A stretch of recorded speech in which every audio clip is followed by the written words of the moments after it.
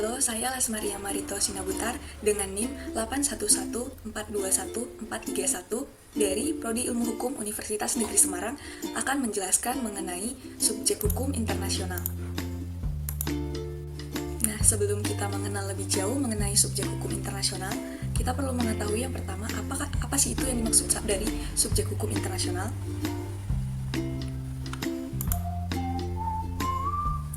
Nah, pengertian yang pertama datang dari Profesor Kusuma Atmaja. Ia mengemukakan bahwa subjek hukum internasional adalah pemegang segala hak dan kewajiban menurut hukum internasional. Yang pada intinya, subjek hukum internasional adalah semua pihak yang dapat dibebani oleh hak dan kewajiban sebagaimana diatur oleh hukum internasional. Kewenangan dan tanggung jawab tersebut berasal dari semua ketentuan, baik yang bersifat formal ataupun non-formal dari perjanjian internasional ataupun dari kebiasaan internasional. Nah, dalam menentukan apakah suatu entitas merupakan subjek hukum internasional, terdapat legal personality atau personalitas hukum internasional yang mencakup yang pertama ada cakap dalam mendukung hak dan kewajiban internasional. Yang kedua, cakap dalam tindakan tertentu yang bersifat internasional. Yang ketiga, cakap untuk menjadi pelaku dalam membuat perjanjian internasional. Yang keempat, cakap untuk melakukan penuntutan terhadap pihak yang melanggar kewajiban internasional. Yang kelima, mempunyai kekebalan dari penerapan yurisdiksi nasional suatu negara. Yang keenam, bisa berpartisipasi dalam keanggotaan suatu organisasi internasional. Selanjutnya, berikut adalah macam-macam subjek hukum internasional.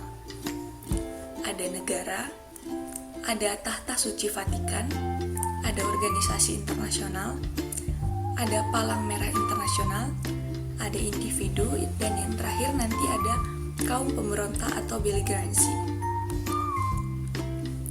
Yang pertama, negara. Subjek hukum internasional adalah semua subjek hukum nasional yang termasuk negara adalah yang merupakan negara yang merdeka, berdaulat, dan bukan bagian dari suatu negara atau maksudnya negara yang mempunyai pemerintahan sendiri secara penuh. Pada pasal 1 Konvensi Montevideo 1949 diatur mengenai hak dan kewajiban negara. Yang kedua ada Tahta Suci Vatikan. Tahta Suci Vatikan diakui sebagai salah satu subjek hukum internasional dengan ditandatanganinya Perjanjian Lateran atau Lateran Agreement pada tanggal 11 Februari 1929 antara Vatikan dan berisi pengembalian tanah di Roma untuk pendirian Tahta Suci Vatikan dan sekaligus bentuk pengakuan atas berdirinya Tahta Suci Vatikan. Meskipun demikian, beberapa ahli berpendapat bahwa Tahta Suci Vatikan bukanlah bagian dari subjek hukum internasional. Yang selanjutnya ada organisasi internasional.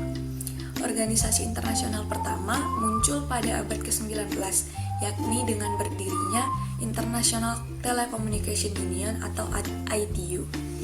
Dengan berdirinya ITU ini kemudian mempelopori untuk berdirinya organisasi-organisasi internasional lain seperti mulai dari LBB sampai nanti PBB pada tahun 1945. Yang selanjutnya ada di International Committee of the Red Cross atau ICRC atau Palang Merah Internasional.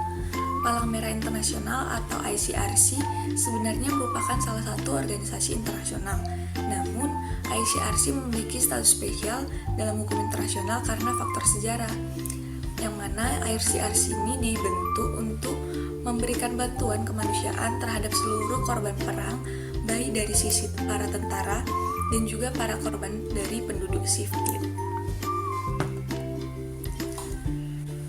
Yang selanjutnya ada individu. Individu seiring berkembangnya zaman menjadi salah satu subjek hukum internasional, yang mana ini ditandai diawali dengan Perjanjian Versailles yang memungkinkan orang per orang untuk mengajukan suatu perkara ke Mahkamah Arbitrase Internasional, yang kemudian diikuti dengan sejumlah deklarasi-deklarasi lainnya seperti Perang Dunia yang akhirnya memperjuangkan human right. Ada juga yang ditandai dengan Universal Declaration of Human Rights 1948. Nanti muncul juga ada Human Rights Court, ada Mahkamah Militer Internasional, dan International Criminal Court atau ICC. Yang selanjutnya ada kaum pemberontak atau belligerency atau belligerent. Pemberontakan dalam artian umum adalah penolakan terhadap otoritas, mulai dari pembangkangan sipil sampai menjatuhkan kekuasaan berdaulat dengan kekerasan terencana. Nah, bagaimana menentukan apakah suatu kelompok disebut belligerent? Itu ada yang pertama, kaum pemberontak tersebut memiliki angkatan bersenjata sah sesuai dengan hukum humaniter internasional, atau maksudnya bukan para pembajak atau teroris. Yang kedua, peperangan harus berdasarkan hukum humaniter internasional. Yang ketiga, kapal-kapal perang yang digunakan merupakan kapal-kapal perang yang sah, yang mana di sini maksudnya bukan kapal bajak laut dan bukan kapal nelayan. Yang selanjutnya, perselisihan yang dilakukannya di laut harus dihormati oleh negara-negara netral. Yang selanjutnya, menguasai teritorial di suatu negara. Yang selanjutnya, adanya yang merupakan tandingan terhadap manajemen pemerintahan yang baik berkuasa. Maksudnya ada lawan dari pemerintahan yang baik berkuasa. Yang terakhir, mau dan mampu melindungi warga negara asing di wilayah yang mereka kuasai dan negara di tempat pemberontakan terjadi. Hal-hal itulah yang menyebabkan suatu kelompok disebut belligerent atau kaum pemberontak.